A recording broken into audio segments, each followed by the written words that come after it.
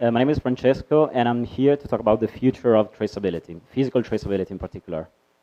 So let's start from this picture. What you see is two identical bags, the iconic Birkin from Hermes. So the thing is that the one on the left sold a couple of weeks ago in Paris for about 10 million. The one on the right is a so-called super fake, so a copy so close to the original that even brand experts would struggle in identifying it. So the problem with authentication is typically that it's either a very time-consuming and expensive process, or in some way is a subjective process. So what we want to do with elementag is to make it fully objective, quick, and accurate. So clearly with traceability, one problem is counterfeiting, which is, however, not limited to the luxury space, but it really touches any industry and any geography. There is another problem which is a bit more subtle. So there are certain categories that are simply hard to trace with traditional technologies like QR codes, NFCs, or RFIDs. Think about raw materials, think about semi-finished products, or items with a second-hand life.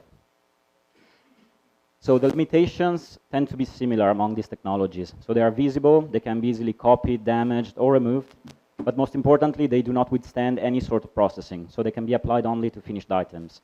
elementag overcomes all these limitations while preserving some of the desirable features like high encoding capacity and on-site readability.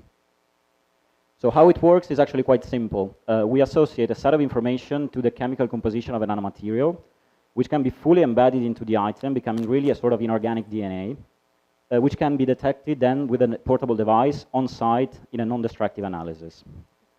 So these are some of the materials that we tested. So it's an extremely versatile technology applicable to industrial components or artworks in the same way. And clearly, there is no impact whatsoever on mechanical functional properties of the material itself. So it's like extremely seamless and invisible. We have already 10 pilot projects up and running with clients in different industries, spanning from defense to automotive, from luxury to art. And with a couple of customers, we're starting to discuss how to go from the R&D phase to the full industrial scale-up. With about estimates for 2026 of 1.7 million in recurring revenues, very sticky given the integration that is required. So the team clearly is very strong when it comes to chemistry and material science, but we have also previous experience in launching and scaling products across Europe. And we're currently looking for 2.5 million with about 1 in soft commitment already.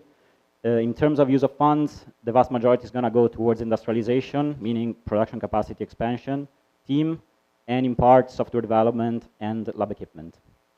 So thank you very much, and if you want to hear more, I'm happy to have a chat afterwards.